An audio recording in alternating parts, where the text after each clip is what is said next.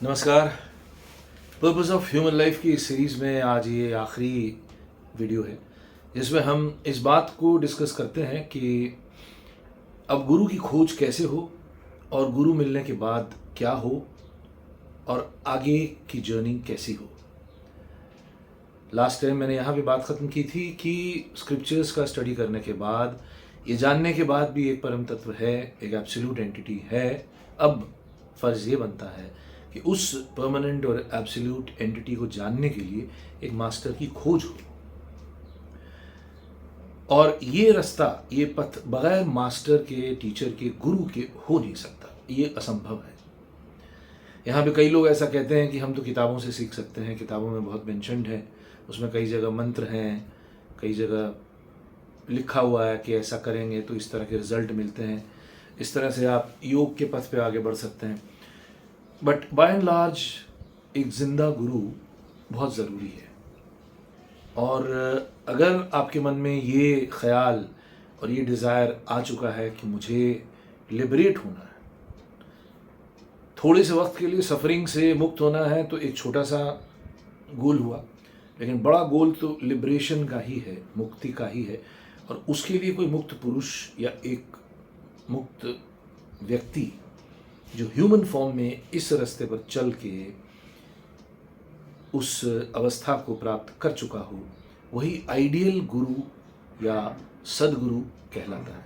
तो उसकी खोज होती है, लेकिन उसकी खोज करते करते ये भी ज़रूरी होता है कि आप उनके लायक हैं या नहीं। ये बड़ा प्रश्न है, क्योंकि बड़ा गुरु एकदम बिगिनर को नहीं सिखाता, वो सिखा नहीं सकता, उसके पास बहुत से दूसरे काम रहते हैं, उसके पास बड़ी हायर ड्यूटीज़ और हायर मिशनरी वर्क रहते हैं। तो अगर आप एकदम बिगिनर हैं तो आपको एक छोटा गुरु या एक ऑर्डिनरी टीचर भी आपको सिखा सकता है। यहाँ पर एक चर्चित स्टेटमेंट है, when the disciple is ready master appears. तो master at every level appears. It's exactly like this कि आपने जब 5वीं कक्षा पास की तो आपको कोई 10वीं कक्षा का स्टूडेंट भी आपको सिखा सकता है बेसिक्स। और अब अगर आप 10वीं भी क्रॉस कर चुके हैं तो ग्रेजुएट लेवल का कोई व्यक्ति आपको सिखा सकता है। ठीक ऐसे ही और आगे बढ़ रहे हैं तो कॉलेज के प्रोफेसर ही आपको चाहिए, और आगे बढ़ रहे हैं तो आपको कोई बड़ा जीनियस व्यक्ति ही चाहिए। आप अगर आप पीएचडी का काम कर रहे हैं, तो अगर आप एकदम नर्सरी क्लास में हैं तो आपको आईआईटी के बड़े रिसर्च प्रोफेसर की कोई ज़रूरत नहीं है, उनका टाइम वेस्ट होगा। आपको अभी अगर 1 2 3 क ख ग ABC सीखना है, ए फॉर एप्पल सीखना है, so a simple teacher will be helpful. So यहाँ पे कहने की बात यह है कि one should be humble enough to accept an ordinary teacher or a simple teacher who has walked on the path before you and who has some slight realizations and who can teach you a little bit of the things which you want to know. और फिर आप उस पर चलते रहिए, experiment करते रहिए, trial and error की मेथड से आगे बढ़िए और देखिए आप कुछ हासिल कर पाते हैं या नहीं। क्योंकि ये रास्ता ऐसा है, सिर्फ क्यूरियोसिटी या इंटरेस्ट या फैशन की वजह से आप इस पर चलेंगे तो कोई गारंटी नहीं है कि रिजल्ट्स हो। रिजल्ट्स भी होने चाहिए।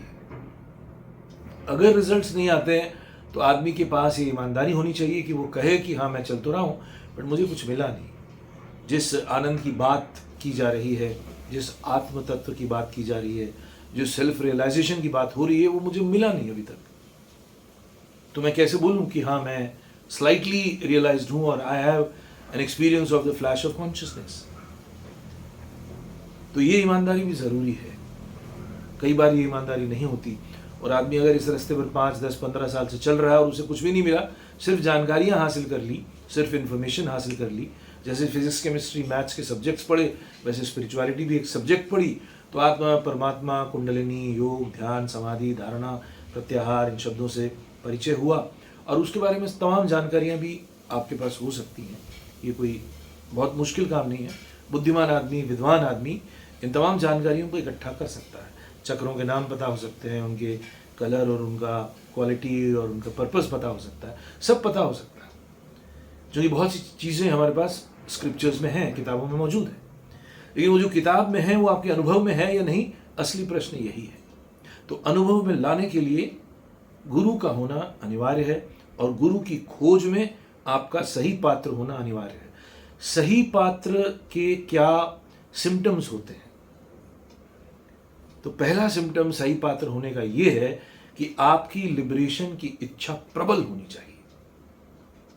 इसमें आनंद सूत्रम एक धर्म ग्रंथ है श्री श्री आनंद मूर्ति जी का, उसमें एक सूत्र है, मुक्त्याकांक्षा सद्गुरु प्राप्ति। मुक्ति की जब आकांक्षा होती है तभी सद्गुरु मिलते हैं। ये बिल्कुल मैथमेटिकल डिजाइन की तरफ फिट है पूरे कॉस्मॉस में और पूरी ह्यूमन बीइंग्स के साथ। ह्यूमन बीइंग्स ही साधना पे चल सकते हैं, ये भी इंपॉर्टेंट बात है समझने के लिए। किसी भी वजह से, कई वजहों से, अध्ययन से, चिंतन से, अनुभव से, मैच्योरिटी से आप जब इस नतीजे पर पहुंचते हैं कि मेरा समाधान, मेरी समस्याओं का समाधान मुक्ति से ही होगा, लिबरेशन से ही होगा, तभी आपको ऐसे टीचर मिलता है। और उससे पहले आपने जितनी भी टीचर्स को ढूंढा था, आपको उनसे निराश हो जाना पड़ता है। ये इंपॉर्टेंट है। आप टीचर के प्रेम में भी पड़ सकते हैं और सिर्फ एक मित्रता हो सकती है और वो सिर्फ टीचर आपके लिए गपशप का एक साथी हो सकता है, ऐसा भी होता है। आपके पास कुछ कॉन्सेप्ट्स हैं, उन बातों को करते करते आपका एक अच्छा वक्त बीतता है उस टीचर के साथ। लेकिन जब तक ये प्रबल इच्छा न हो, आपको सही गुरु, सदगुरु या बड़े गुरु नहीं मिलते हैं। और वो भी आपके पास ये कैपेसिटी होनी चाहिए कि आप इशारों से कैसे समझते हैं, क्योंकि इस दुनिया में सब कुछ, इस दुनिया में मतलब ये जो रहस्यमय जगत है, इस दुनिया में बहुत कुछ सीधा सीधा नहीं होता। बहुत टेढ़े तरीके से, समझदारी से, यहाँ तक कि क्लेवर तरीके से भी बहुत सी चीज़ों को लेना पड़ता है, इशारों को लेना पड़ता है। प्रकृति इशारे करती है, प्रकृति हिंट्स देती है। अचानक कोई अजनबी आपके जीवन में आता है, आपसे कुछ सवाल करता है, हो सकता है किसी बात पे भी डिस्कस करता है, और उसके ज़रिए कोई गुरु मिल जाता है, ऐसा होता है। हाँ, जिन्हें, कुछ लोग ऐसे हैं जिन्हें गुरु की आवश्यकता नहीं पड़ती, वो फिर शुरू से ही खुद ही गुरु होते हैं, और वो बचपन से ही उनके अंदर ऐसे सिम्टम्स देखे जाते हैं कि वो छोटी उम्र से ही एक गुरु के पद पर पहुंच चुके होते हैं। या फिर गुरु उन्हें नहीं मिलते, या उन्हें ज़रूरत नहीं होती। ऐसे लोगों को ज़रूरत नहीं होती गुरु की, जिन्हें ऑलरेडी किसी कारणवश ध्यान करने का रास्ता मिल चुका है और उसमें करते करते उन्हें बहुत सारी चीज़ें इंट्यूटिवली हासिल हो रही हैं। कई बार ड्रीम्स में, कई बार कुछ टेलीपैथी के ज़रिए, हठात कहीं बैठे बैठे किसी सुनसान जगह में बैठे बैठे कोई मंत्र आपके भीतर से उठना शुरू होता है और आप उसे अपना एक इष्ट मंत्र बना लेते हैं, और फिर आप उस पर चलते रहते हैं और आपका आगे का रास्ता बनता जाता है। ऐसा कईयों के साथ हुआ है। अब आप जैसे हैं, आप वैसे ही गुरु को खोजेंगे, ये भी बात है। आपका IQ, आपका EQ, आपका SQ, आपका इंटेलेक्चुअल डेप्थ या इमोशनल डेप्थ, ये सब तय करता है कि आप किस तरह के सिस्टम में चलेंगे। असल में इस रास्ते पर दो ही तरह के सिस्टम हैं, एक है तंत्र का सिस्टम और एक है सांख्य का सिस्टम। सांख्य के सिस्टम में बहुत ज़्यादा कुछ करने की आवश्यकता नहीं होती। तंत्र का जो सिस्टम है उसमें बहुत कुछ करने की आवश्यकता होती है। तंत्र के साथ मैं योग को भी जोड़ता हूँ, तंत्र और योग एक ही सिस्टम है। और सांख्य, जिसमें बहुत ज़्यादा आसन नहीं लगाने हैं, पद्मासन में नहीं बैठना है, ऐसी चीज़ें जो सिर्फ थोड़े से अभ्यास से हासिल की जा सकती हैं, वो सांख्य का सिस्टम है। बहुत से गुरु सांख्य के गुरु हैं और बहुत से गुरु योग और तंत्र वाले। योग और तंत्र के जगत में आपको बहुत कुछ मेहनत, मशक्क़त करनी पड़ती है, सिखाया जाता है। पद्मासन है, कुंडलिनी का जागरण है, इष्ट मंत्र है, इष्ट चक्र है, कोश का स्टडी है, फिर यम नियम का पालन है। कुंडलिनी जागरण की विधि सीखनी पड़ती है, उसमें आपको एक ख़ास पोस्चर में बिठाकर ध्यान की कुछ विजुअलाइजेशन सीखनी पड़ती हैं, और फिर धीरे धीरे एक मिनिमम अमाउंट फिक्स करना पड़ता है, 20 मिनट, आधा घंटा, 40 मिनट। फिर खान पान में भी कुछ तब्दीली आती है। ये स्कूल वेजिटेरियन स्कूल है, यहाँ पे इवन प्याज लहसुन का खाना भी वर्जित है, और इस तरह के बहुत सारे काम हैं इस पथ पे। और इस पथ में हायरार्की बहुत ज़्यादा है। आप जिस भी टीचर से सीखेंगे वो आपके लिए बहुत इंपॉर्टेंट हो जाना चाहिए, और अगर आप वहाँ पे अपने उन टीचर से या अपने गुरु से विद्रोह भी करते हैं तो आपका नुकसान बहुत ज़्यादा होता है, ऐसी मान्यता है। तो ये एक पथ है योग और तंत्र का। जब अगर आप इस पर इंटरेस्टेड हैं, आपने ऑलरेडी कुछ सेल्फ स्टडी करके या छोटी छोटी टीचर से कुछ सीखा है, तो आपको गुरु ऐसा ही खोजना चाहिए और ऐसे ही गुरु के साथ आपका तालमेल बैठेगा। दूसरी जगह आपका जो सांख्य का सिस्टम है, ये बहुत ज़्यादा जो विद्वता से भरे हैं और जिन्हें ऐसा लगता है कि बहुत ज़्यादा कुछ करना नहीं चाहिए, केवल चिंतन से या एकाध अभ्यास से हासिल किया जा सकता है। तो ये सेल्फ अवेयरनेस का रास्ता है, ये सेल्फ रिमेम्बरिंग का रास्ता है, ये प्रत्याभिज्ञ का रास्ता है। तो यहाँ पे बस कुछ कहा गया, आपने समझ लिया और उसको अप्लाई किया और रिजल्ट भी आने लगे। ये रास्ता ऐसा है। मॉडर्न टाइम्स में इंडिया में जे कृष्णमूर्ति इस स्कूल के ही टीचर थे। उसी तरह यूरोप और अमेरिका में जॉर्ज गुरजेफ, वो इस स्कूल के ही टीचर, मुख्यतः इस स्कूल के टीचर थे, लेकिन गुरजेफ के सिस्टम में बहुत सारी दूसरी चीज़ें भी शामिल थी, जिसमें मेडिटेशन भी था, डांस भी था, स्टडी भी था, लेकिन मूलतः वो सेल्फ रिमेम्बरिंग वाले स्कूल के ही टीचर जाने जाते हैं। तो ऐसे स्कूल्स मूलतः जो मैंने बताया 2 स्कूल्स हैं, और आपको कोशिश करके बहुत सारे टीचर्स को सुन के, बहुत सारे इन गुरुओं को सुनकर, उनके साथ समय बिताकर, इंटरेक्ट करके अपने अंदर कोई हलचल होती है क्या, इसको ऑब्जर्व करते हुए टीचर बनाना पड़ता है। ये भी एक प्रोसेस है। इसको मैं हमेशा इस प्रोसेस से कंपेयर करता हूँ जब आदमी शादी के लिए पार्टनर ढूंढता है, तो उसमें भी कितनी मशक्कत होती है और कितने रास्तों से गुजरना पड़ता है। अगर आदमी खुद ही शादी करने के रास्ते पे खुद ही चला है तो वो बहुत सी डेटिंग से गुजरेगा, छुट अफेयर भी होगा, फिर वो अफेयर टूटेंगे भी, फिर प्रयास करेगा, फिर नया अफेयर होगा, फिर जब तालमेल बिल्कुल सही बैठेगा तब एक पार्टनर के साथ वो विवाह करेगा और फिर उसके साथ आगे की यात्रा हो सकती है। और ये भी बात है कि विवाह होने के बाद सारी समस्याएं हल हो गई, ऐसा तो नहीं होता। उसके बाद फिर नई समस्याएं, नया संघर्ष, एक नई मशक्क़त अलग किस्म की होती है। इधर भी ऐसा ही होता है। सही गुरु ढूंढने के लिए पहले अलग मेहनत है। बहुत से टीचर्स को सुनो, बहुत से लेक्चर्स सुनो, डिस्कोर्सेज अटेंड करो, छोटे छोटे रिट्रीट्स पे जाओ और कनेक्ट करो उस टीचर के साथ और देखो कि आपका कोई तालमेल मिलता है कि नहीं, आपका सुर मिल रहा है कि नहीं। तो ये बहुत ही इमोशनल लेवल पे और इंट्यूटिव लेवल पे एक कनेक्शन बनना चाहिए। बनता है तो अच्छी बात है। ये भी हो सकता है कि 6 महीने बाद या 6 साल बाद आपकी समस्या हो और आप दूर हो जाएं उससे, ये भी हो सकता है। ये भी हो सकता है कि आप ही गुरु से आगे निकल जाए, और ये भी हो सकता है कि आपको कुछ भी ना मिले, 0 रिजल्ट। आपको लगेगा कि मैं जानता तो बहुत कुछ हूँ, इन्फॉर्मेशन बहुत कुछ है, लेकिन मैंने पाया कुछ नहीं। तो इसकी संभावनाएं बहुत है।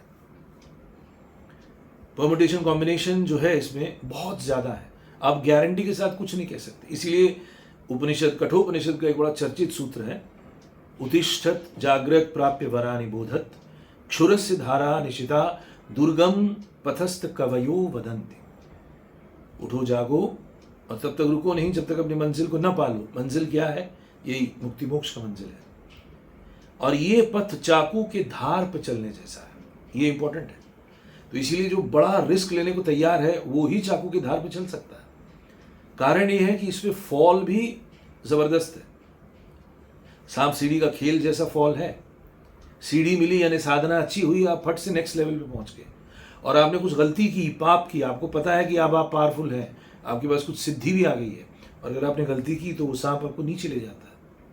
अल्टीमेटली वो जो 100 नंबर है जहाँ पे आप एकदम मोक्ष पे पहुँचते हैं, लिबरेशन की अवस्था में पहुँचते हैं, उससे पहले ही एक बड़ा 99 पे सांप है जो एकदम आपको 6-7 नंबर पे ले आता है। वो फॉल ट्रिमेंडस है। क्योंकि बड़ा व्यक्ति, पहुंचा हुआ व्यक्ति, गुरु तत्व का व्यक्ति यदि गलती करता है तो उसका फॉल जबरदस्त है। तो ये बात है गुरु की खोज की, और गुरु शब्द की व्याख्या भी यही है, जो आपके भीतर मौजूद अंधेरे को दूर करता है, क्योंकि वो आपके साथ मेहनत करने को राजी है। अगर बड़ा गुरु है तो उन बड़े गुरु ने एक पूरी पद्धति बनाई है, एक सिस्टम बनाया है, और उस पर बहुत से लोगों को ऑलरेडी ट्रेन किया है, यानी आचार्य लोग हैं जो उस पद्धति को सिखाते हैं, तो आपको इनडायरेक्टली उन्हीं गुरु का वो सिस्टम सीखने को मिलता है। बेशक सेकंड लाइन लीडरशिप से मिलता है, आचार्य लोगों से मिलता है, तब भी आप कनेक्टेड उस गुरु से ही रहते हैं, क्योंकि उस सिस्टम के अंदर उन गुरु का सोल मौजूद है। और यहाँ भी ये बात है कि गुरु एक ही हो तो बहुत अच्छा है। अगर आप बहुत सारे उथल पुथल से गुजरते हुए किसी एक गुरु तक पहुँचते हैं तो ये आपकी किस्मत अच्छी है, नसीब अच्छा है कि आपके पास एक ही गुरु हैं और उन्हीं की बदौलत आप अपनी सारी यात्रा कर रहे हैं या करने को तैयार हैं। बस ये है कि वो आपका फेथ जग जाना चाहिए। गुरु की खूबी यही होती है कि वो आपके अंदर उस स्पिरिचुअल फेथ को जगा देता है और आपके अंदर संघर्ष करने का जो मादा है उसको बढ़ा देता है, क्योंकि ये पथ भी संघर्ष का पथ है। इस पथ पे भी बहुत ऊंच नीच होती रहती है। अक्सर हमें ये लगता है कि हम इस पथ पे आए, हमें कुछ मिला, हमने साधना सीखी, अब हमारी सारी समस्याएं हल हो जाएंगी। ऐसा नहीं होता है।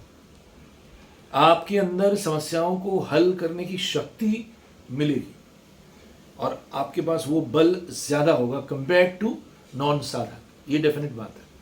और अल्टीमेटली तो जो बल है, चाहे वो फिजिकल बल हो, चाहे वो अर्थ बल हो, चाहे वो आध्यात्मिक बल हो, सबसे बड़ी ताकत मन की शक्ति और अध्यात्म की शक्ति है। और वही आपको जीवन के तमाम समस्याओं से जूझने की ताकत देती है। और इस पर प्रमाण क्या है? आप जिन भी गुरु के साथ चल पड़े हैं, आपको कुछ मिला, इसका प्रमाण क्या होगा? तो एक शब्द है फ्लैश ऑफ कॉन्शियसनेस या समाधि की अनुभूति। यही इसका प्रमाण है, या आनंद की अनुभूति। ये जो आनंद का एक्सपीरियंस है, ये जो आनंद की अनुभूति है, ये जो सुख दुख के इस जंजाल से बाहर निकलते हैं थोड़े वक्त के लिए ध्यान की गहराई में, ध्यान के गहरे क्षणों में ही ये अनुभव हो सकता है। और हाँ, जब ध्यान बहुत अच्छा होने लगता है तब कभी कभी खुली आंख से भी ये अनुभव हो जाता है। पूरा समय जो है वो एक हो जाता है।